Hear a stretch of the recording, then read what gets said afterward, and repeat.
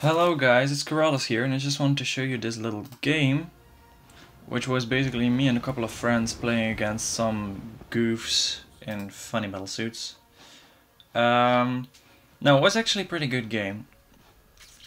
Just from Heroes of the Storm, it's a new game, it's still in beta, and I am not very good at it yet, so I'm just gonna say that everything I say right now is from my perspective, and it is not the absolute truth. So just be advised.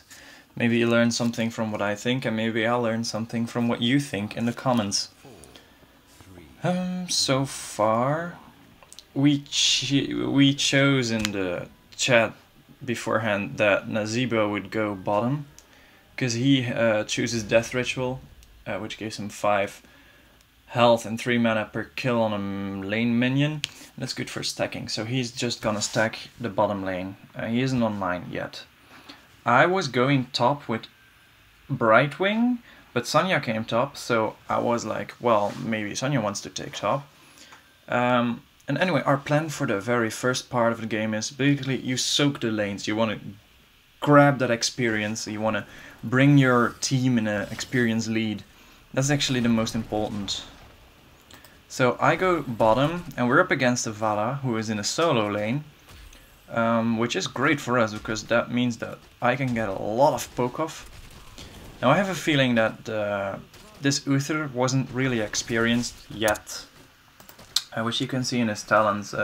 Normally you don't start Reach, you start whole Conjurer's Pursuit. So we are actually able to deal a lot of damage to the Valla early, because we can harass easily, and Nazeebo here is doing fine because all he wants to do is soak the lane, and he can, with his abilities, he's just very able to do that himself without any problem.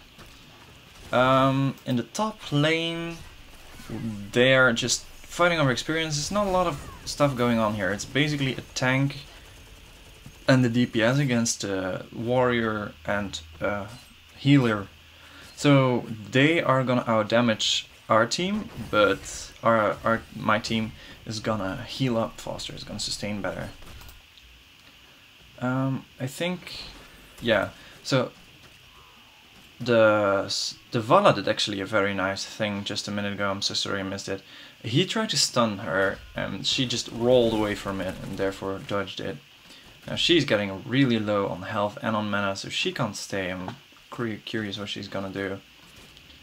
What I choose for talents here is I'm just going for the standard multi-shot build, which is basically the best in my opinion. It gives you a lot of range, a lot of poke, and especially safety. As the main damage dealer, the safety is really nice.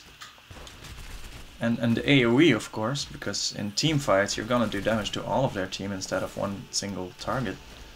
Now, the Muradin decided to come out and help a little bit, because this Valla is really going, well, is just doing bad, you know? She's just in a lot of trouble because she's in a 2v1. At this point, we decide to, I think, yeah, I stayed in lane. Why I did that is because, well, with the first tribute you're nothing. The point of this map is to collect tributes, and if you get 3 tributes, you put a curse on your enemy. And the curse basically means that all minions will be reduced to 1 health, and all the buildings will be reduced to, won't be able to attack anymore. So I decide to stay in lane to soak up experience as much as I can. Then I decide to come join because, well, my team is in trouble and I see they are low. And so I just jump in, I take out one of the enemies, or we take it out. I don't think we get a lot of else. Oh yeah, I killed the Murky. Well, the Murky isn't that strong anyway, so it doesn't give a lot of experience. It's not that important. But we get the first tribute, and we have the experience lead because of the kills, because of the soaking. I think we are soaking better. Although their Murky actually is soaking the bottom lane, which is really smart of them. It diminishes the experience loss they had in that fight. Then we go back to lanes. I think soon I think the biggest mistake we made at this point is Sonya's really good at taking out Merc camps, and she hasn't done that so far. And actually should have done that. Now, we try to go in here for a kill, but we get double stunned, and that's about the story of that. Nazeebo is still pushing the lane. He's very good at that. Nazeebo is one of those champions you can really put work with. You can really make work with. I think at this point, yeah, he just straight out kills Murky, because Murky is squishy as hell. But he will be back in 5 seconds or so. We push the middle lane. We put quite a bit of damage on the turrets, but they managed to fend off, and it's too early in the game to really press our advantage. So, Tychus decides to stay top lane while we are trying to collect our second tribute, because right now we have a tribute lead, which is really good, and we want to keep that. So we try to capture that tribute, but Murden is trying to stop us. And now the team's kind of collapsed. It's a 3v3 or 3v4. It's a 3v4 when I arrive. So right now it's 3v3, now I arrive, it's 3v4. I don't have level 10 yet, so I can't put down a lot of CC. Let's pause it for a second here. Just talking about the talents a little. I chose for battle momentum, which is really good because it makes your abilities more spawnable, more spammable, which is really good. Murden here goes for the typical throw the hammer build. Our Nazeebo goes for, well, instead of the gathering power, he chose for Spider Cluster, which is something I see more and more happening. Death Ritual still standard. Now Fresh Corpses is not that standard. I think that the more standard one is Gidbin, which is a really strong one. Sonya is going for just a W build, and Uther, well, he is going for a very strange build, to be honest. Yeah, this one, it's only effective for 10 seconds, so I don't tend to pick this one. This one is decent, and the reach is not that decent. Brightwing is going for a very, well, very supportive build, which is really what we need, because yeah, we're working with a double healer comp, so that works really well. We don't really have a tank in here, not like Murden. Sonya is more like a DPS tanky thing. It's not like she's the master of everything. Now, I'm just gonna play the game again. Now, because Tychus is pushing our top lane, and we are not soaking any lanes at the point, I think we grouped all 5, yes, we grouped all 5. They are getting an experience lead, you see that? We used to be ahead, and now they are getting ahead of us. But we got our second tribute. Now we just go back to the lanes. Nazeebo is going bot, I go middle. We push the lanes. We're trying to stop. I think my team is gonna try to stop the Tychus from pushing. I think they're even gonna try to kill him. I don't know if they succeed. Let's watch this. I think they actually are. I mean, oh no. She missed her spear shot. That's sad. But we get to push this lane. We get to push the entire wall down, so both turrets and the gate, which gives us a huge advantage. It gives us quite a bit of XP due to the turrets, and the gate is open, so now we can just see what happens behind the thing. How is Nazeebo doing? Nazeebo is fine, just a little bit low on mana. He's gonna drink from the healing fountain. And there the third tribute spawns, and this is pretty important for us, because if we get this tribute, we put a curse on them and we can put down a lot of pressure. And we can start pressing the merc camps, we can start pressing everything. Now, every one of us groups, the good thing is that Brightwing has this teleport, which can really cause him to go everywhere when, well, one of his own team members is. At the level 10's hit, and so we choose our ultimates. The Nazeebo ultimate is pretty obvious, but now this is going pretty already wrong for us. Yes, we killed one of their champions, but they killed Nazeebo for us. Nazeebo got his ult off, but it didn't do that much, and now I just walked into the bush, almost died, but I'm kind of a survivalist, so I don't die yet. I think, yeah, they're gonna try to push us away, and they're gonna grab the tribute. So we still don't have a curse, and they got their first tribute towards their curse against us. I just drank from the healing fountain. I'm healed up quite a bit, yeah, again. So now we're just gonna defend this wall because they have a lot of minions. I just push it away with my AoE, and they can't really do anything about that. Now I get locked down here a little bit, locked away from my team, locked away from my gate and turret, but that doesn't really matter because they didn't press the advantage there. We have the advantage now here because we're 3v3 and they have a Murky, so that's not the strongest you can have. Our Uther is just holding mid, and well, Sonya really has the back. Their Valla is pushing top, and she can do so solo because that's the point. I think she's gathering XP, and she's in perfect range for the tribute that is spawning. Now we talk about I talk to my team that we really had to take some camps to put a little bit more pressure on our team.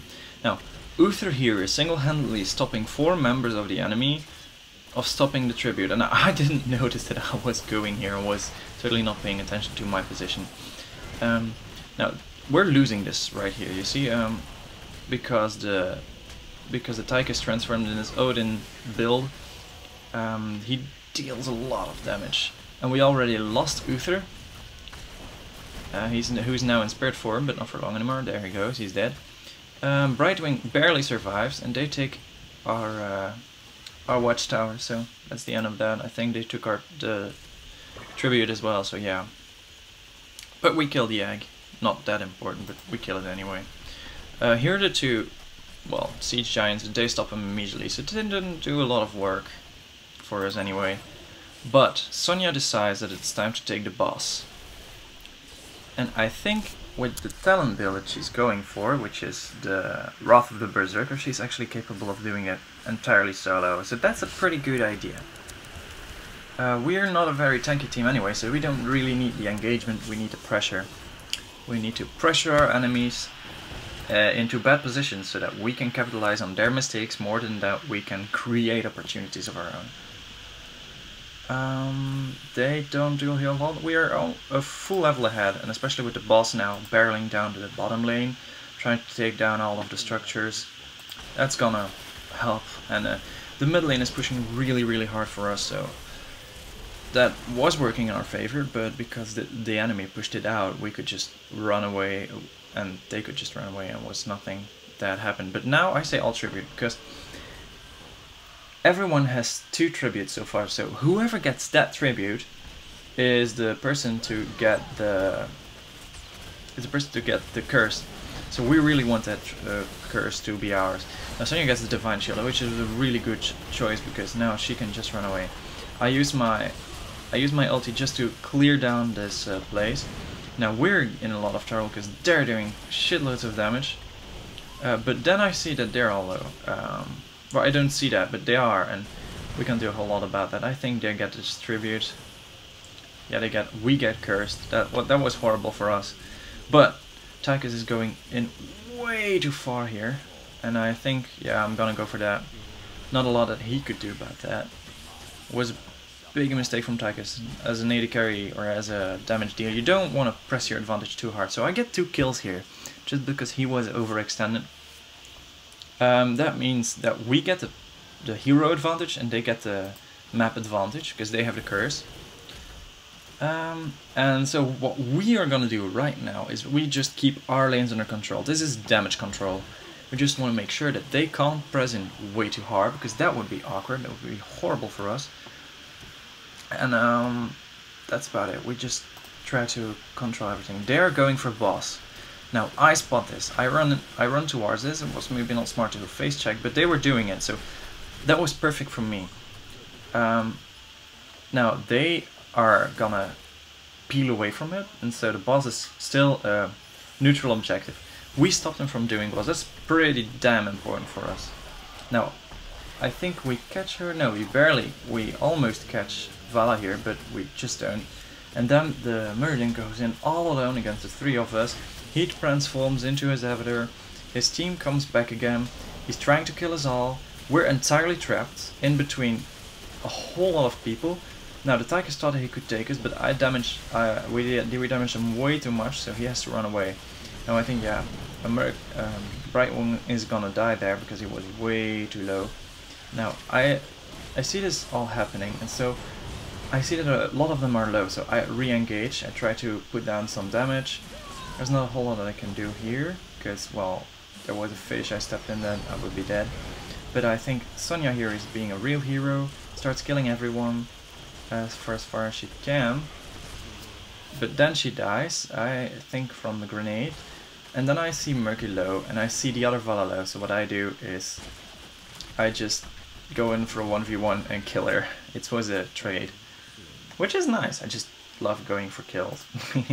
It's me being very aggressive. But in the meantime, our siege camp is pushing down the top lane, is taking out the last turret there. Our minions are pushing in both top and bottom and middle lane. The bottom lane is pushing for them, but our minions are now in a standoff. So this is gonna start pushing for us really, really fast.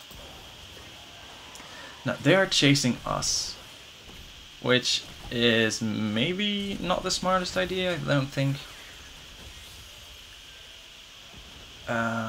don't think that was that bad for either of the two teams. But I think they lost a lot of time. That's the whole point. We are gonna press our advantage against this fort because it's really low. Valla is just gonna take down camps because she can do that. She was just waiting for her ultimate, I think, to come with cooldown. We discussed strategy here is basically Sonya is gonna take the camps while we just stall. We try to get time. If they engage on us, that is actually very smart of them because Sonya wasn't there, but we peel very well, and that means that we can put down a lot of hurt against our enemies. I get the Tessadar and a double stun of my ultimate, so he takes a lot of damage, he takes a lot of punishment, and it causes them to lose a lot of pressure on this lane, and we can just push our advantage at the fullest, and it's gonna hurt a lot for them. Sonya is in the meantime taking the tribute, which basically means that we are gonna get the curse on them right now, and now we can just start pushing so hard. We push down the first lane, push down this entire wall. Top is pushing for us, was already pushing for us before the curse came active. Bot is pushing for us very heavily, so they have to stop this all. The enemy team right now has to stop the top lane from pushing, has to stop our push in the middle, and has to stop the massive minion push in the bottom, which is all set up. And so they're entirely split. They can't stop it. They can't stop it all. So they lose the middle, and they should have left. They should have left bot open for the taking and just all went mid and tried to defend that, because if they would have done that, that would have won them. That would have at least cost them one forward, one keep, but not all, both of them. So they really lost it there. Now Uther is getting pushed away here, trying to run away. He will escape. We disengage because we know that we can't push our win, but Sonya is in a hero mode and she tries to go solo it, but I guess she didn't really know how much punishment that thing could take. So they stop our push right here, right now, but we got so much damage on them. We got so much damage, so much map control. Right now we will be spawning catapults because their keeps are down, and we're trying to take their camps away from them now. Sonya really wants her camps. I mean, it's like in her clan it's an honor to take those camps, and if you just take them away from them, well, she has no worth anymore. Now this is a big mistake from us, I think.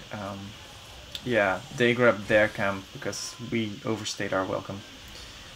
Now we see this happening. I think, yeah, the whole reason why we can take this fight is because we hit level 20 and they didn't. They just hit level 19. We already are at almost at level 21. So I'm gonna take a quick look here. We have Annihilating Spirit, which means way more damage from the Nazeebo. We have Anger Management. which is very I don't really know that thing. Well, this isn't a really good talent anyway, but it gives us at least 2 people at the very same time that will be invulnerable for 4 seconds and gain a lot of movement speed, 20% movement speed. I go for Nexus Frenzy because I feel like I'm very safe in this game. I don't feel like I am under a lot of pressure, so I'll feel safe enough to take this. And Brightwing is taking an extra charge on his heal, so he can just blink around and heal us up during the fights. And they don't have that, they don't have this, so they are in a lot of trouble, because well, in this fight, we are at a clear advantage due to experience and due to talents. And, well, Sonya is just being a little bit salty here because they took the camp. I tell you, giving up 1 camp to your opponents is not that bad. It's just a little bit less pressure that you get on them. Now, we killed the Murky. He's just gonna be gone for... Oh, he's gonna be gone for a very long time because we killed this egg. This is really big. Now, we win the entire team fight. We kill Tussadar, then we're going for the Muradin. The Muradin is getting very low. He's in his avatar mode, but he has no chance of escaping 4v1. We peeled really well, we dealt a lot of damage, and that's how we won this game. I think we are about to finish. It's right here. Oh, no, we're gonna... I'm taking this camp together with Brightwing. I had my fingers away from the buttons right here. That's why I got trapped. Take a lot of damage. Now Brightwing's taking a lot of damage, but we get a lot of damage down to the boss, and we're just gonna take this real fast. Yeah, what you want to do, it's pretty difficult to take the boss with 2 heroes, especially if they're not the tankiest. We have to leash it twice, which is not the best, but we take it eventually. We take that. Boss is gonna barrel down the top lane, and we are gonna go for the tribute, I think. Or are we gonna push our advantage to try to win? Might be. Yeah. I see that Tychus is dead right now. Nazeebo is really strong. Murky is not the biggest threat that they can pose to us, so Murky is just gonna die. Yeah, I think he just stopped laying his egg. That's why he's dying all the time. For more than 1 minute. We trap Muradin. Muradin's really low. Valla can't join us, and she's taking a lot of damage from that. She's using her ultimate just to push us away, but she dies because of the ultimate of Nazeebo. Nazeebo just goes in. Tries to take out the Muradin really low, and that's where we end it. That's where the game ends because, well, we just crushed it. Boss was here, I was hitting the Nexus all the time, or the core all the time, and that's how it ends. I know this commentary was pretty hectic because I'm not the best shoutcaster here, but I hope you enjoyed this, and this is actually a test because it is the first time I make a replay commentary on a game of Heroes of the Storm. So if you feel like you have to give me hints, or if you feel like you enjoyed this, then please let me know in the comments. And if you really like this, then I'm actually planning to make some more. I'm only gonna be able to make them in the weekend, I think, though, because I have a pretty busy schedule. And well, yeah, see you soon, guys.